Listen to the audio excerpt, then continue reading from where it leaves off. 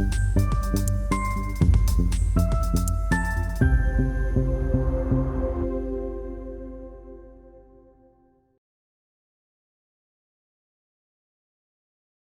afternoon, all.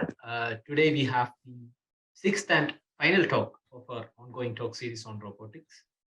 Today's speaker is Professor Meenakshi D'Souza from our own institute. She'll be speaking on the topic testing and verification of programs manipulating industrial robots.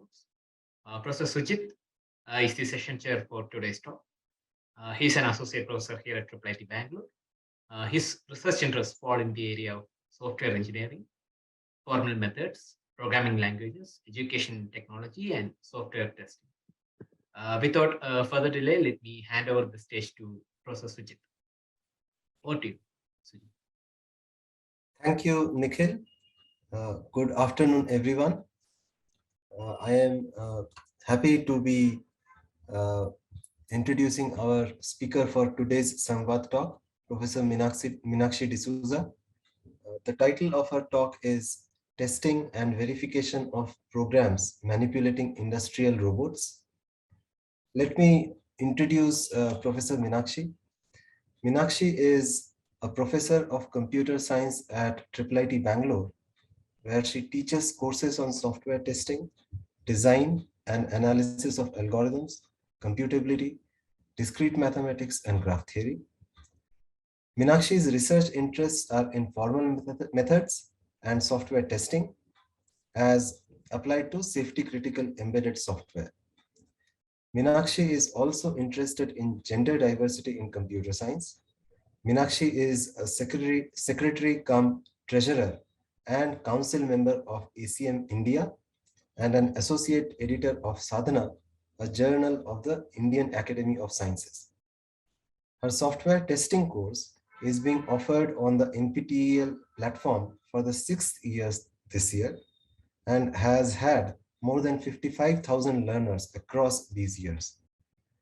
Meenakshi has sponsored research projects from the Royal Academy of Engineering, UK, DST, DRDO, HQ, Siemens, and Cefipra DST. So before we begin the talk, a few little logistic details. The talk duration, as indicated by the speaker, is going to be about 45 to 50 minutes. We would request you to be on mute during the duration of the talk. After that, we will be in a position to take audience questions.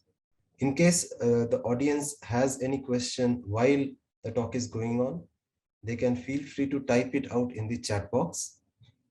And when we start taking the questions, they may feel free to raise their hands and come on mic and speak their question. In case there is an issue, we'll be happy to do so on their behalf by reading out the questions written in the chat box. So with that, let's not delay any further and hand over the mic to our speaker of today. Welcome, Meenakshi. Thanks, Nikhil and the Samvaad team for this opportunity, Sachit too. And thanks, Sujit, for the nice introduction. So as rightly announced by Nikhil, this is a part of a series of ongoing talks on a particular theme, which is related to robotics, which is coordinated by Sachit. And I work on robotics not from a control angle and not like what Jayati talked to us last time about, but purely from a testing and verification of the software that works with these kinds of robots. And so this is a talk mainly on the software engineering aspects, but the kind of programs that we will be dealing with in these talk heavily deal with robots. So that's how I happen to be as a part of this team. Towards the end of this talk, I'll also tell you why we work on robots and what is the other kind of embedded software that we work on as a group at IIIT. So today's talk is on testing and verification of programs that manipulate industrial robots.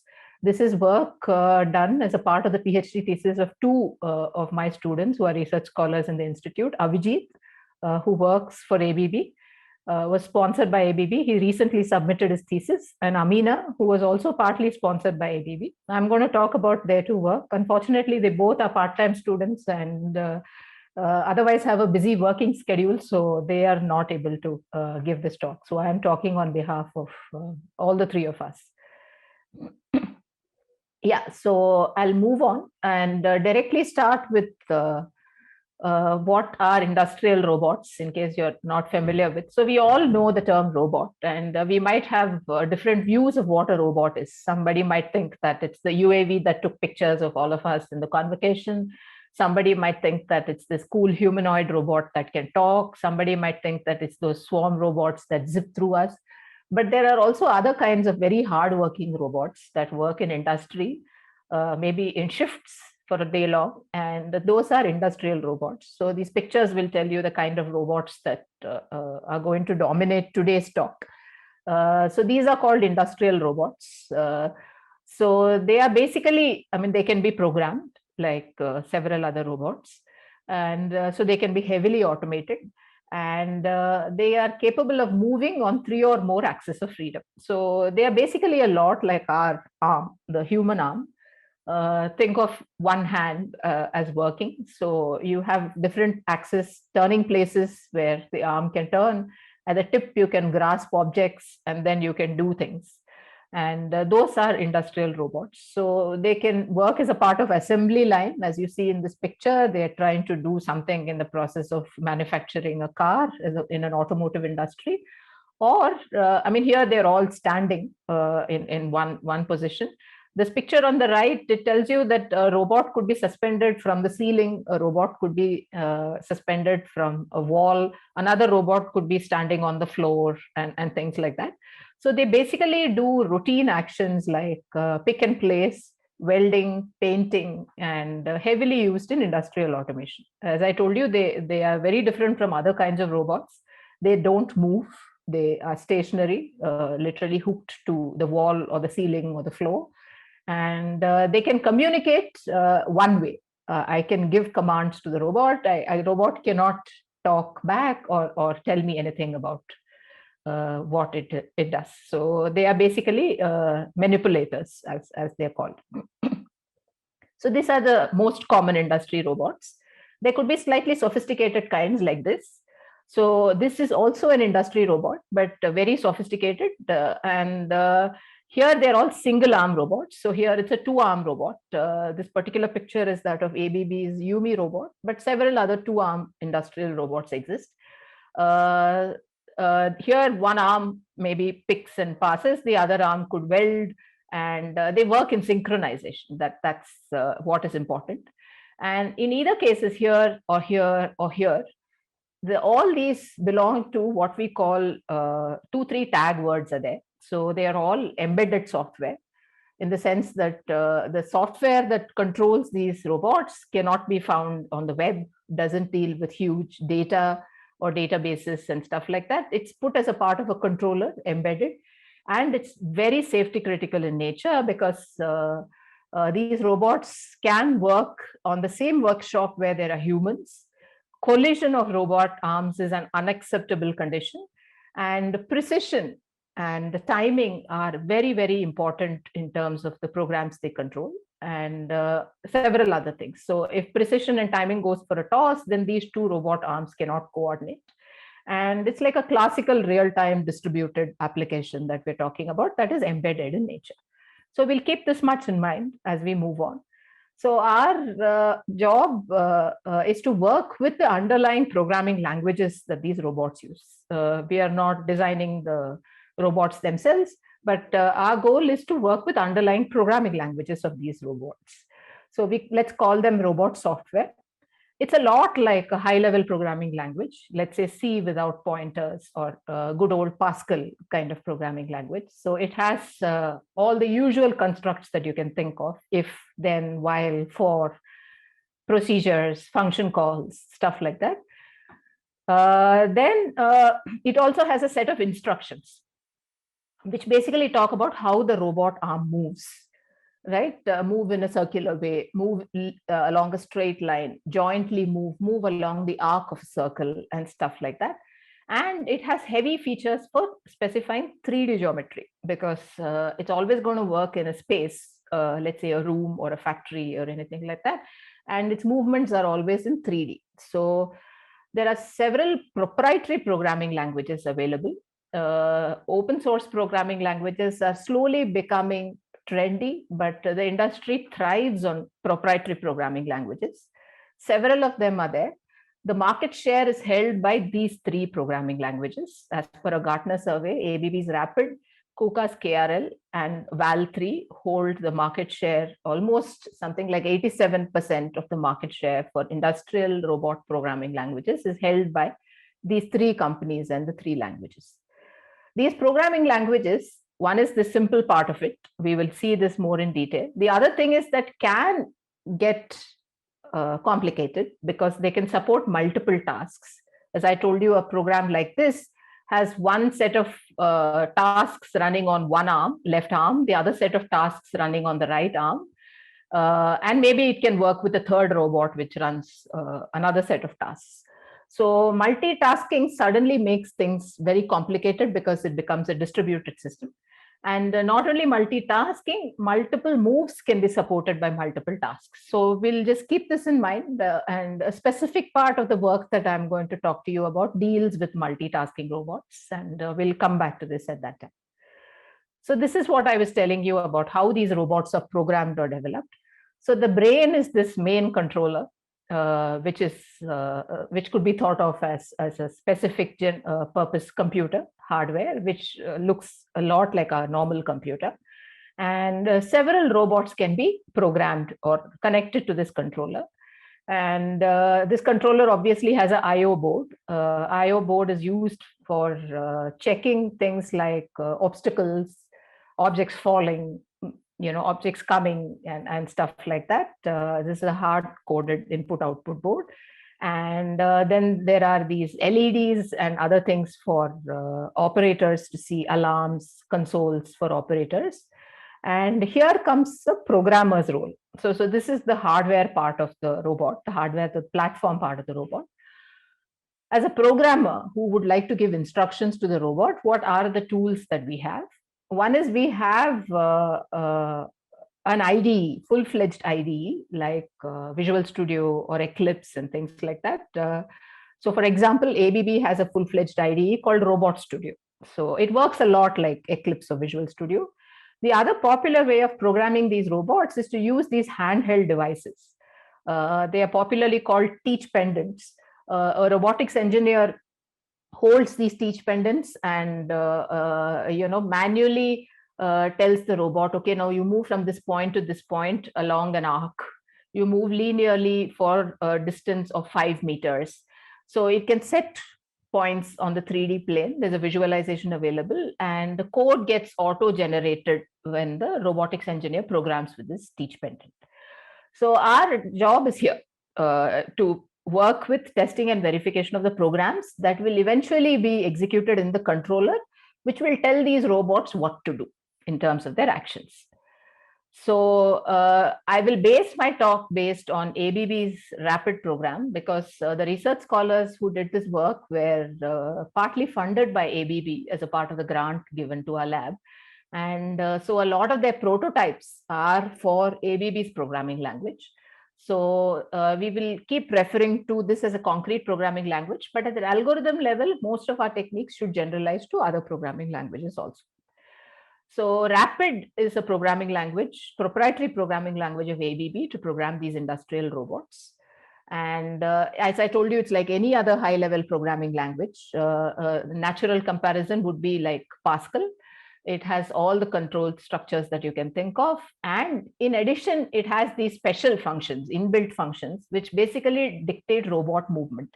So a function like move L tells you that you move linearly from point A to point B.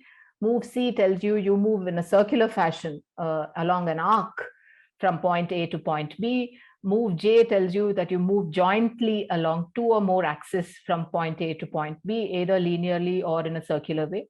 So along with these move instructions, you can specify the starting point, the ending point, the tool that the arm at the end is going to hold, the velocity of movement, and a lot of these things. So there's a huge amount of 3D geometry that you can expect that involves, and a lot of dynamics. So these are like library functions that are available. And then it has the normal things. You can write procedures, functions, and error handling is done by what we call a trap routine. These are like exception handlers. And as I told you, these languages support multiple tasks and their interleaved execution. This is a very interesting, brings in a very interesting dimension to the problem, which we'll worry about later. And the usual data types are supported: integer data type, Boolean data type. But the thing that makes these languages different from high-level programming language is that there are data types like this: raw target. Read it as short form for target for the robot. This is basically used to specify a location of a point in 3 dimensions.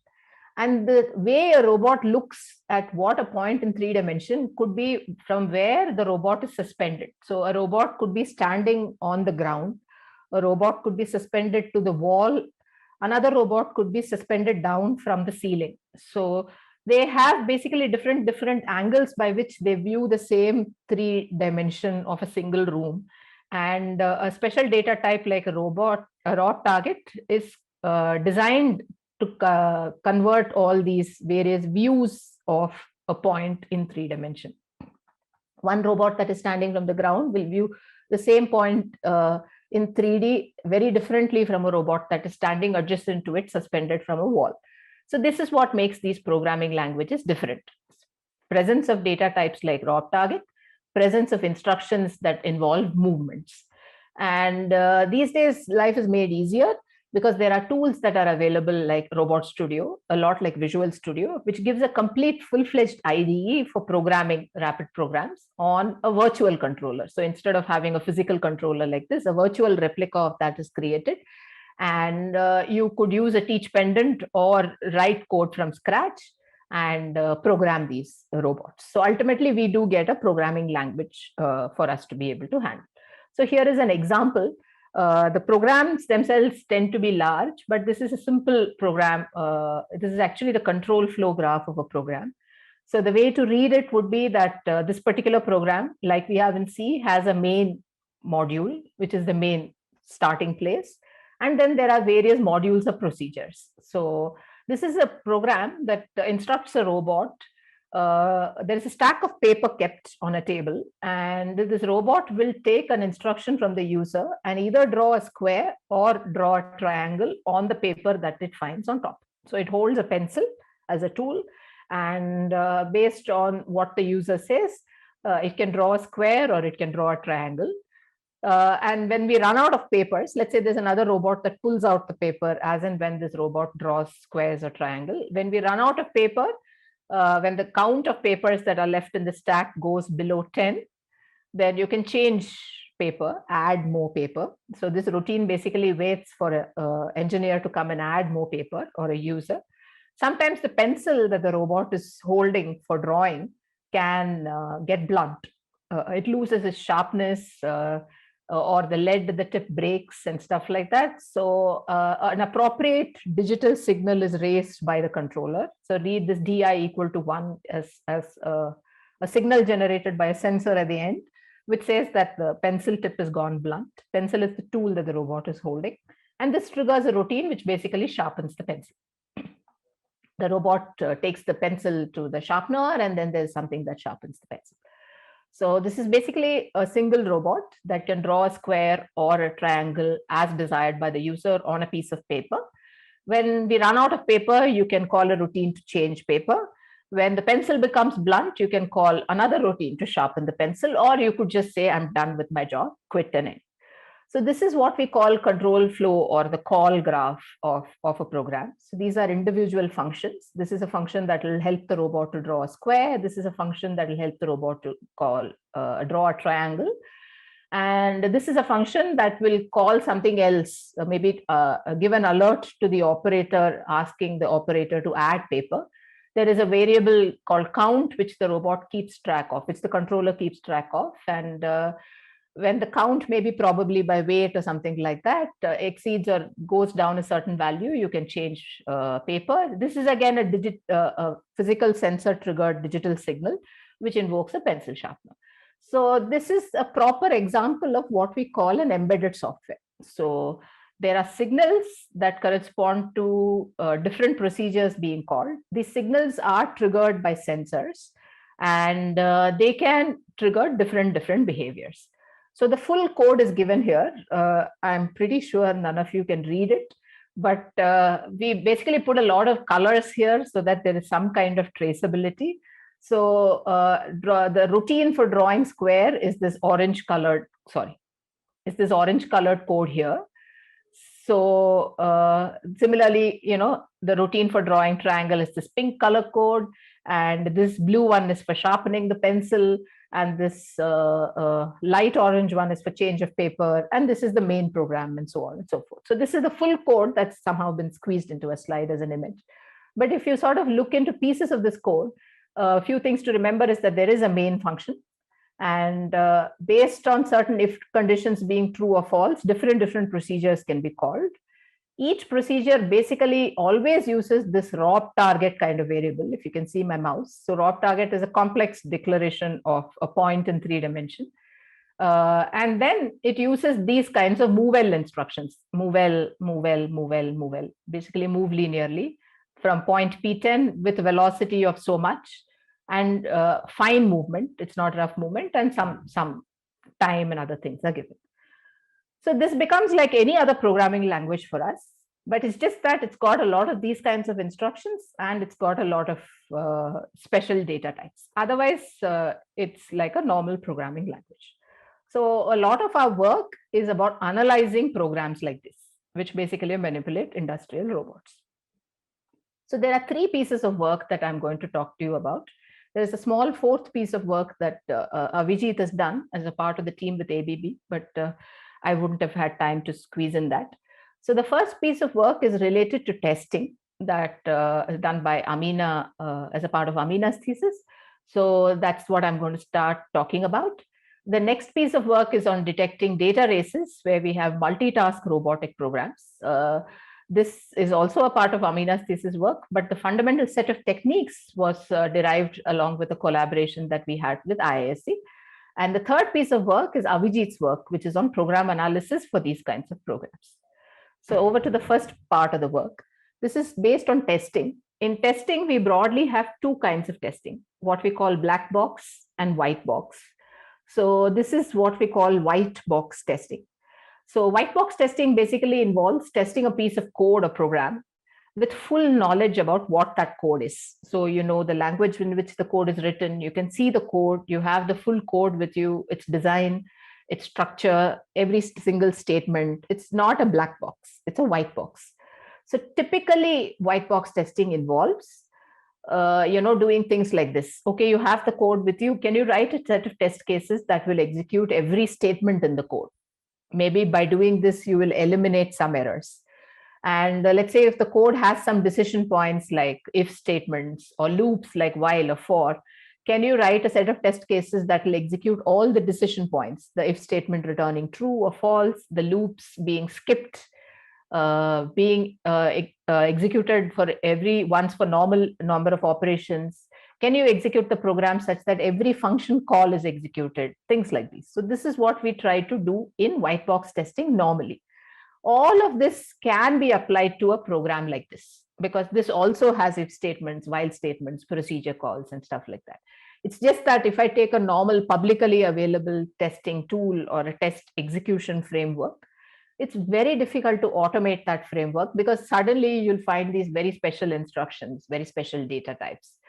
And what are they meant to do? They are meant to, actually make robots move like this. So while we can do all this, but we just need to write specific custom built tools, which would probably take a few months, maybe to a couple of years of coding.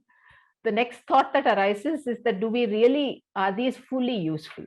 So we, along with a couple of engineers from ABB in Bangalore and ABB in Sweden, ran a small survey through a user forum about what would be the kind of coverage criteria that would be useful for these robots. One unanimous answer that came about was, these robots are safety critical software. So there are several safety standards that guide the way these robots work. So why don't you adhere to what these safety standards say instead of just blindly doing these kinds of test case generation? So then we studied the safety standards, and it looked like these kinds of coverage criteria would be useful. So the first kind of coverage criteria that we propose is what we call scenario coverage. A scenario is the same thing that you would know as it exists in English. It's basically a sequence of events that define various behaviors of the concerned robot. If we go back to the robot that was drawing shapes on paper, the different scenarios for that robots and its functionality would be: one is that you change paper, the other one is you can sharpen your pencil, the other one is you draw a square or a triangle. So what the robotics engineers wanted is, don't execute every statement and things like that. Maybe it matters, but we can't think of a use. But try to see if you can execute every scenario like this. So you need a mechanism to identify scenarios, and you need a mechanism to derive test cases that will execute one for each kind of scenario. One at least to change paper and see if that functionality is working fine, one to sharpen pencil and see if that functionality is working fine, and maybe one set of test cases to draw a square or draw a triangle. I mean, it depends on various set of programs. So one thing is that it's difficult to automate generating a scenario. A scenario in general results from a single event or a sequence of events happening.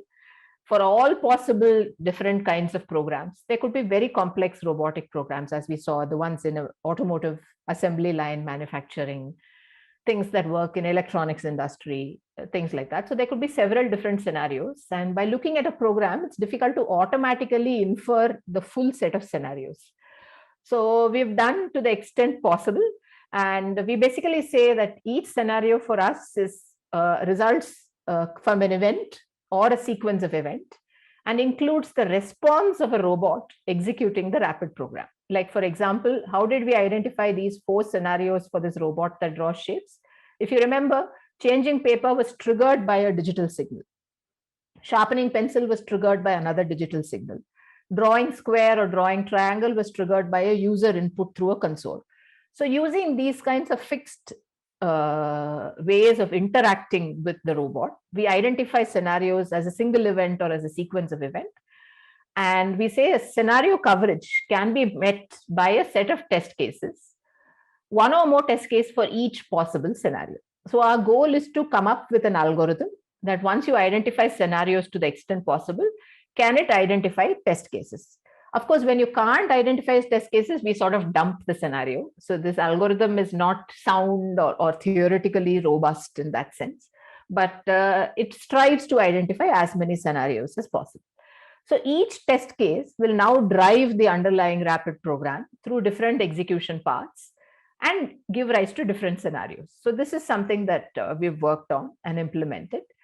The next kind of requirement that came about was, as we saw right in the beginning, there could be more than one robot working as a part of an assembly line. And there could be one single rapid program sitting in the controller that controls, it can control, in fact, up to 10 or 12 robots based on how complex the controller is, which could simultaneously send different commands through one program to different robots.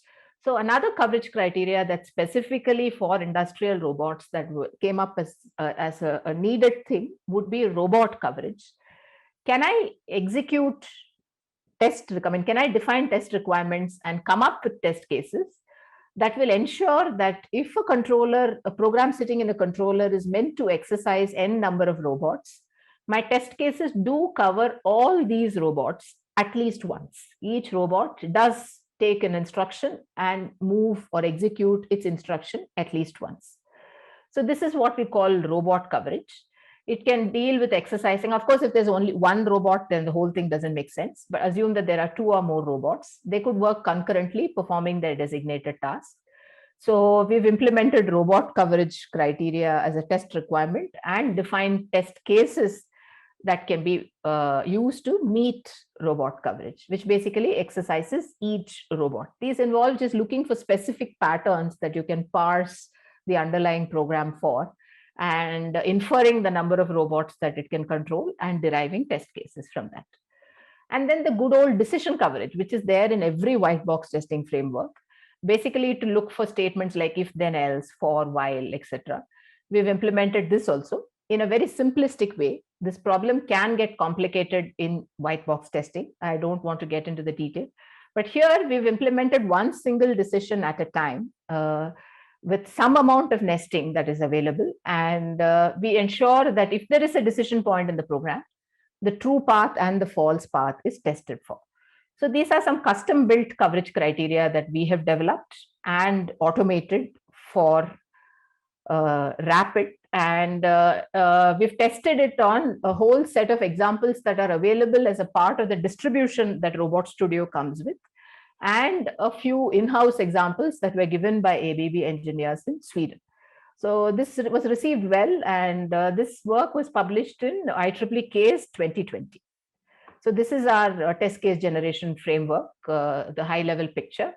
So we write a test driver that takes a rapid program, and we use an open source external solver called Z3.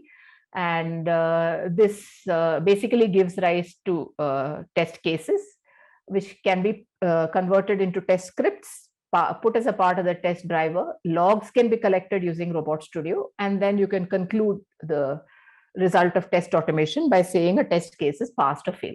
I must also duly acknowledge at least 5 of our MTech and IMTech students who have developed to write, who worked a lot to write this code.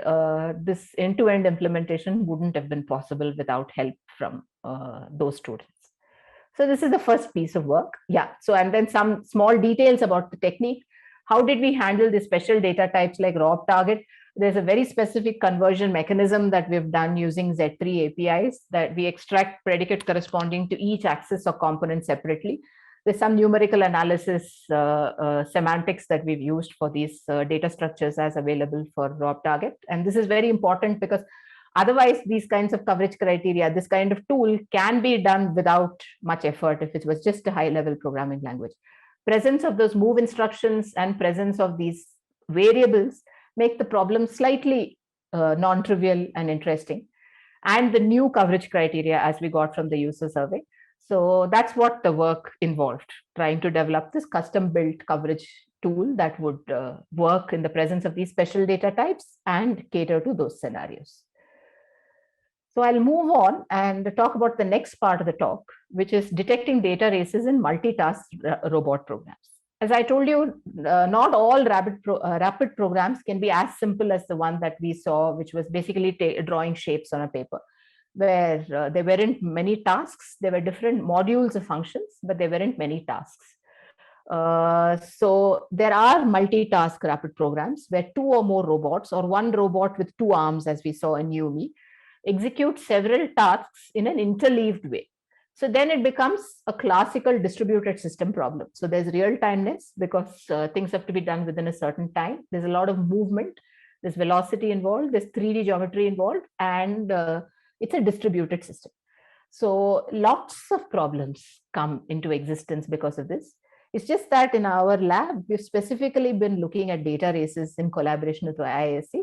So data races was one sample candidate problem that we could naturally adapt to verifying multitask robotic programs. And this is the work done by Ameena. So multitasking is a way to execute programs in a pseudo-parallel way. And as I told you, it's not only supported by ABB's programming language, it's supported by KRL, KUKA's KRL, Val3, even the generic robot operating system, where you can run C code or Python code that will program these industrial robots, also provides constructs for multitasking. So multitasking means what? Tasks can execute, they communicate with each other, they can read from and write to a set of global variables. So they're called persistent variables in this domain.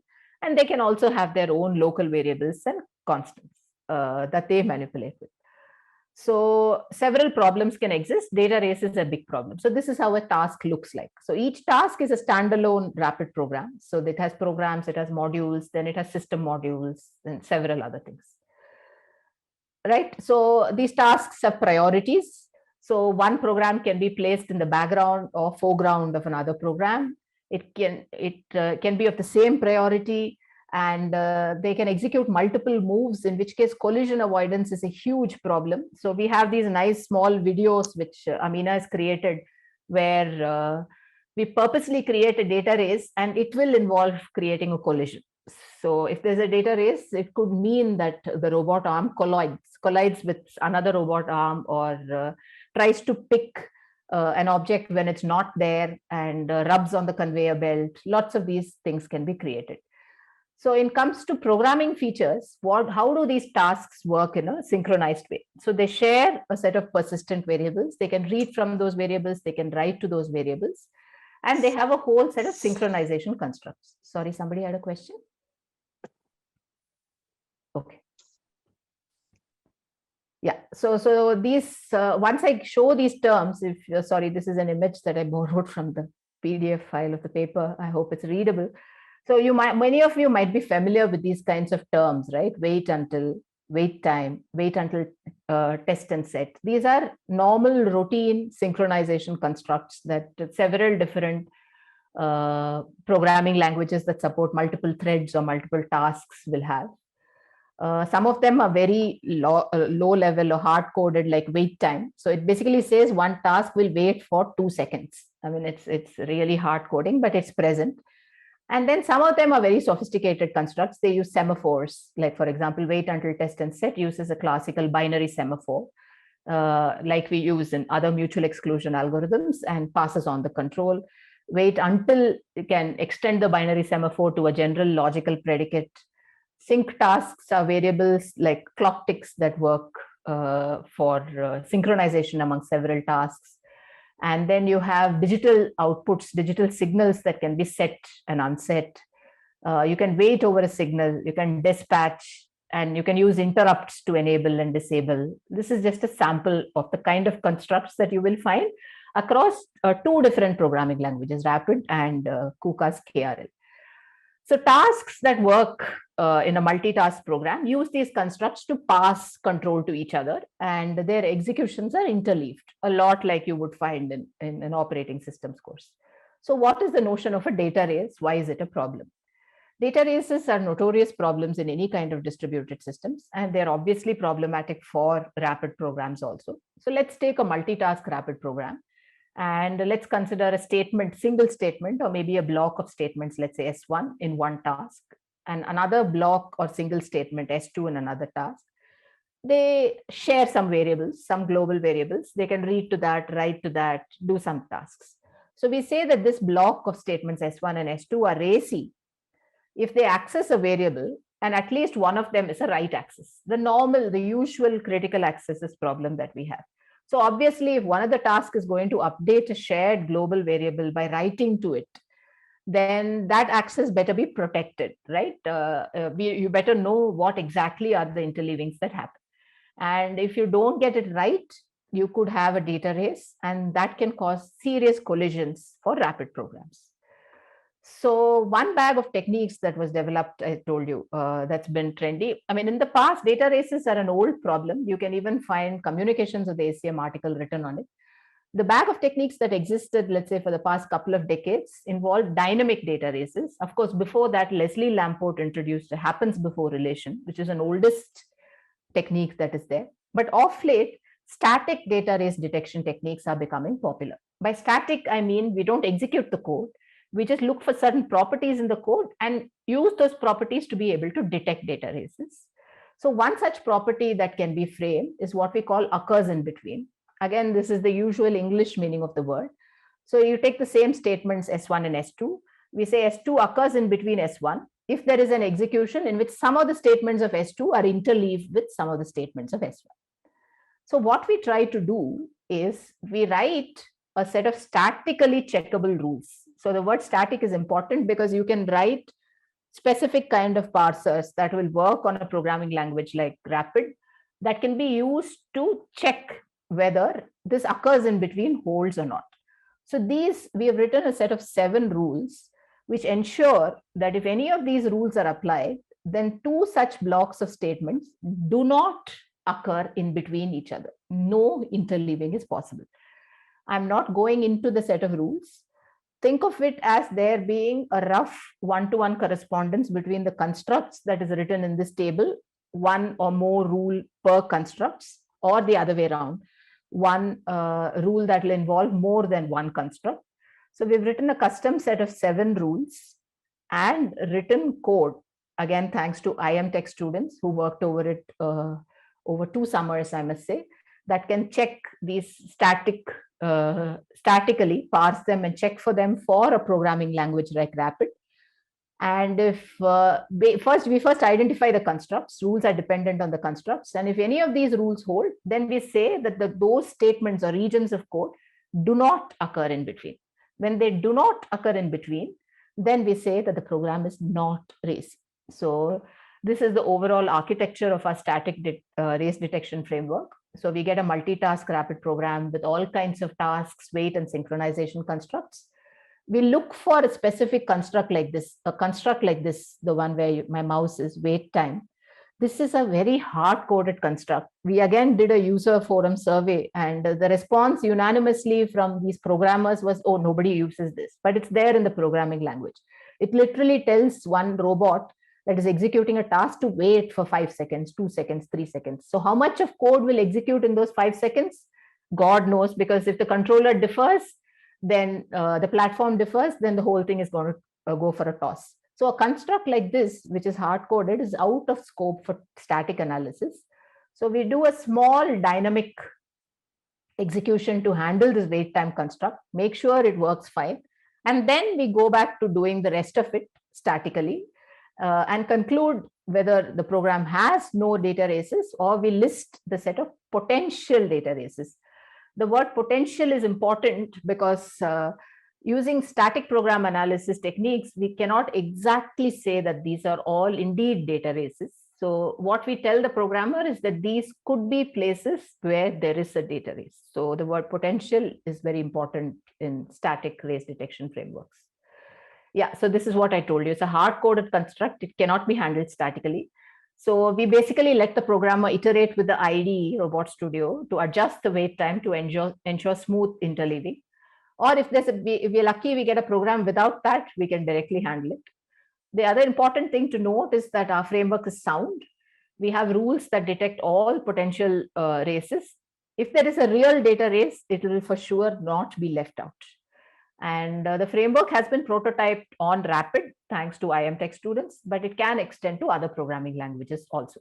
Specifically here, I'd like to mention another work done by our research scholar Varsha, who has used a very similar kind of technique to detect data races on PLC programs, which are also industrial automation languages. And Varsha and Ameena gave talks in last year's RISE about their respective pieces of work. Now, before we wind up, sorry, I think I'm probably going to eat up a few more minutes. The last bit on what is program analysis for robot programs. So this is work done by Avijit along with a small team from ABB, and I'll take the last few minutes to talk about Avijit's work on the same kind of industrial robots. So, I mean, for those of you who are not familiar with program analysis, it's one of the techniques in formal verification that also has a fairly large overlap with testing and with compilers, which can be used and is routinely used to detect several low-level errors in programs by application developers. And there are several different open source and proprietary program analysis tools that are available. You could even for a thing like Intel IDEA or Visual Studio or Eclipse, you could comfortably get plugins that will analyze for standard errors like memory leaks, array out of bounds, division by zero. These are the kinds of low-level errors. Program analysis is a robust technique that is used, static program analysis. While there are several tools available, if we try to evaluate the applicability of those kinds of tools for domain-specific languages, like those for industrial robots or those for PLCs, you'll realize that they don't do well. Like, for example, the presence of a data type like raw target or the presence of an instruction like movel sort of puts off these tools because these are very special data types. And they clearly cannot work on these kinds of tools. And these are important errors that have to be detected as much for these programming languages as they have to be detected for programming languages like Java or JavaScript or C. So we would like to develop a program analysis framework to detect these kinds of errors. And because they don't support any of these features of automation engineering languages. So along with ABB, we've developed a generic program analysis framework. This works across 3 domain-specific languages for industrial automation. One is IEC 611313, which is used for PLCs, Rapid for robotics, and EDDL, which is a device description language. It can detect several different kinds of low-level errors. And all these 3 languages happen to be used by a company like ABB or by Siemens and all that stuff. So this applies across these languages. So the word generic is important. That's why I've highlighted, because a lot of the so-called design or the effort has gone into making it look generic. So there are some generic parts that will cut across these languages, particularly Rapid. And there are some specific parts that work for each of those languages. So in terms of the analysis framework, I'm again not sure, the audience may not be familiar with how a program analysis tool works. But as I told you, it has a fairly large overlap with something like a compiler. So you need to do things like abstract syntax trees, control flow graph, and moving ahead, do data flow graph and stuff like that. And these involve clever design and writing appropriate parsers that will extract the AST, 3-address code, the CFG, and stuff like that. So the niche thing is that this was done for as a generic thing that will cut across these languages. So we've developed, Avijit along with ABB has developed a generic extraction interface that uses a generic representation for all the languages, developed specific domain-specific parsers to derive AST from code. AST is abstract syntax tree, and then developed a generic data type extractor. So these words carry a lot of weightage technically, but unfortunately, I may not be able to go into the details. Then once we collect the CFGs, we aggregate them, because again, we have to support these multiple tasks, multiple functions and stuff like that. Then we consider their execution order, have to figure out how to do exception handling inside the CFG and so on. And then we've implemented a basic analysis engine that has 2 parts. One is the generic part and the other is a specific part. The specific parts are configured using rules by writing these XML schemas that are specific to each of these kinds of languages. So here is the architecture of the framework. So to start with, you get a project, which could be just basically a project from Robot Studio or a project from Control Builder for PLCs. Then there is an extraction engine, which basically picks out all these things and parses, generates what we call a CFG, and it generates an interprocedural CFG, and then goes through an analysis engine, which does some pattern matching, data flow analysis, and it has these rules. So these rules and this analysis are configured specific to the programming language. Here also, the organization units and the scope table and several other things are configured specific to the programming language. So what can our analysis do? It can do generic error checks across these programming languages. As I told you, it can do divide by 0 errors. It can detect buffer overflows, underflows, arithmetic overflows, underflows. It can identify dead code. Dead code is code that is unreachable. It can identify uninitialized variables. And specific to languages, it can even make conclusions like this. A particular robot arm, specific to industrial robot, will never exceed a specified boundary. So if you see about a couple of decades ago, these robots used to be called caged robots. I think we had one in our institute also, an ABB robot. It's literally present inside a cage because humans are outside the cage. And in case the robot arm swings for some reason, there's no damage. But these days, cages are removed thanks to sophisticated safety measures that are being taken. And our framework can be used to verify these kinds of safety properties. If you want the robot arm to not exceed a distance of 5 meters, it will not do. And our analysis framework can conclude that across all possible scenarios. And a few other things like this, and a whole set of compliance rules for various ISO standards and IEC standards have been configured, and they have put in place. And it can check for things like these, which are important from the point of view of security guidelines and so on and so forth. We can also do limited data flow analysis. I'm not going into the details of what it means to do data flow analysis. For those who are not familiar with the domain of testing and program analysis, data flow analysis basically involves a whole set of undecidable problems. So it's very difficult to work with data flow analysis tools. So we work with a small subset. We work with what we call an aggregated CFG, which basically run a few sample runs and guess what a CFG could be. Then we initialize a data flow dictionary, collect some facts, and then do the usual abstract interpretation, which is a very old, popular bag of technique. The technique should be at least 50 years old, which does elementary data flow analysis. Yeah, so this is how the thing looks like. This is just a whole set of images to see how it looks like. So on input, you get a program like this, a direct piece of code that was written for a programming language like Rapid. I've just put Rapid here because the focus of this talk is on industrial robots.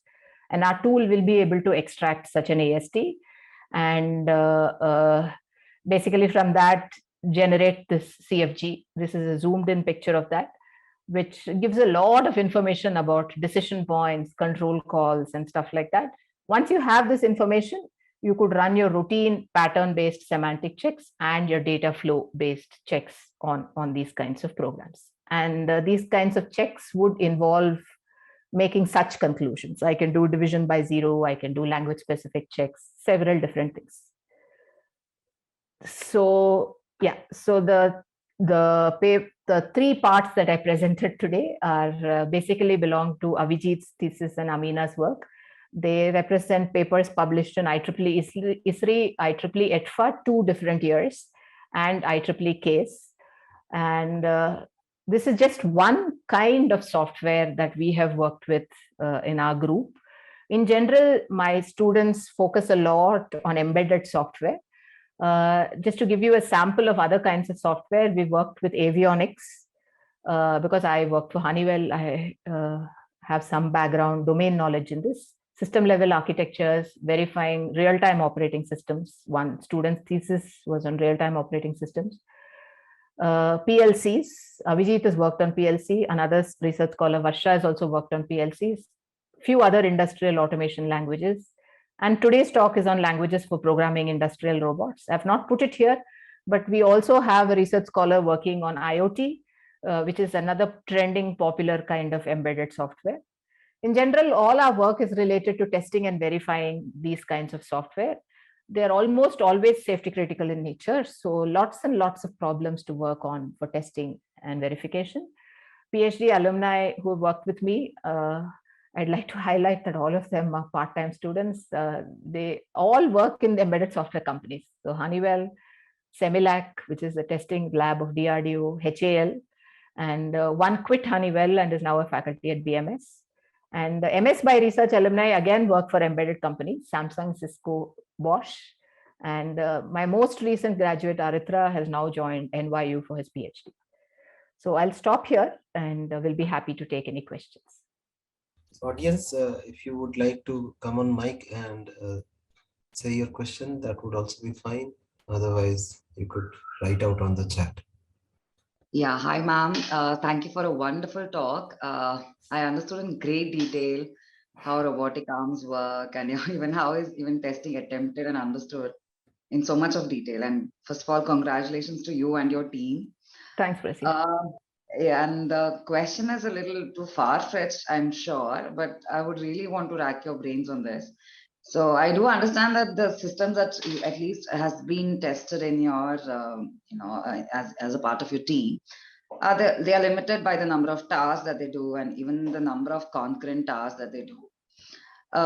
Would you like to share some thoughts on, even trying to attempt building systems where the scenarios are unknown?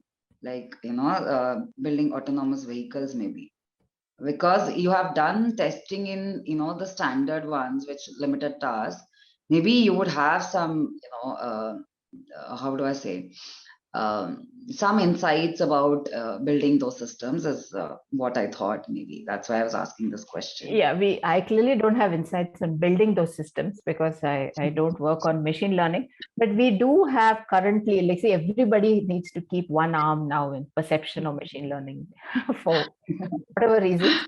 All these companies are also chasing that. So we are looking at, so Arithra's thesis is on verifying neural networks, a particular property of neural networks. And now, along with Siemens, we are looking at specific kinds of embedded software that are autonomous in nature. So obviously not autonomous driving on the road, but we are looking at restricted domains. Like, for example, one domain that we're currently studying in detail is that of railways, where Siemens has a large play. And so one is, maybe we believe that it's easier to develop an autonomous train driving system than an autonomous car driving system, because that has to go on a track.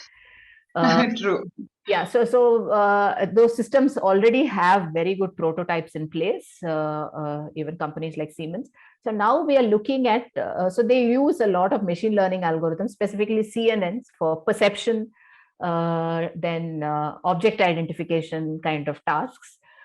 So we are looking at, can we verify system level properties of these kinds of autonomous systems?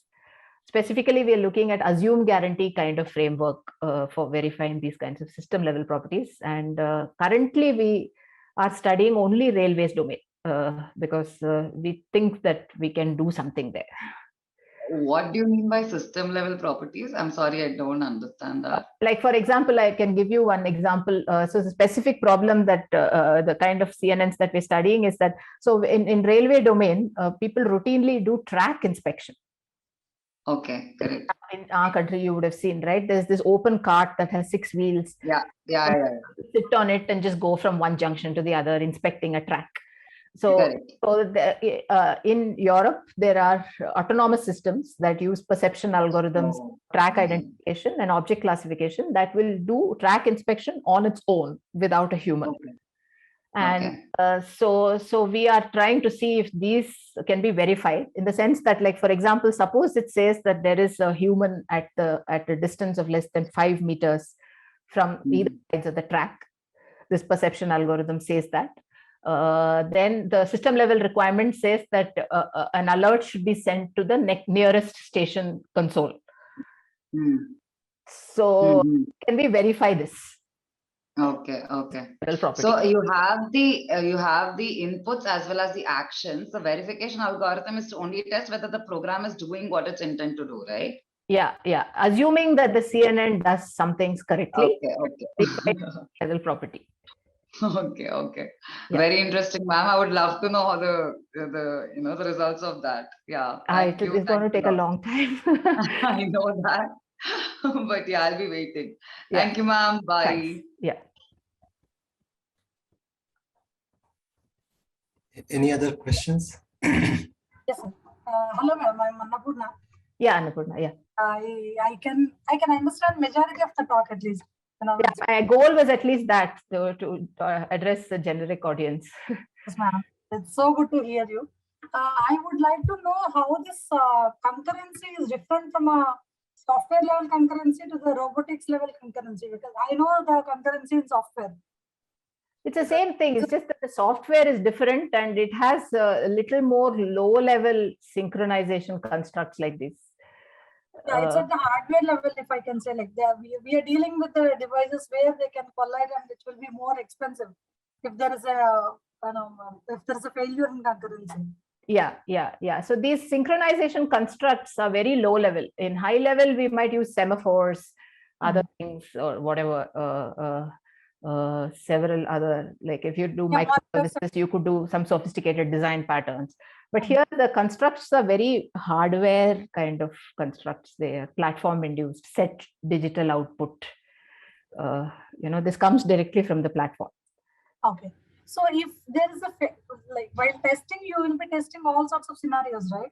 Yeah. How feasible it is to let the robot crack the two hands, collide the two hands, and one robot colliding the other robot, there will be some cost associated with this testing, right?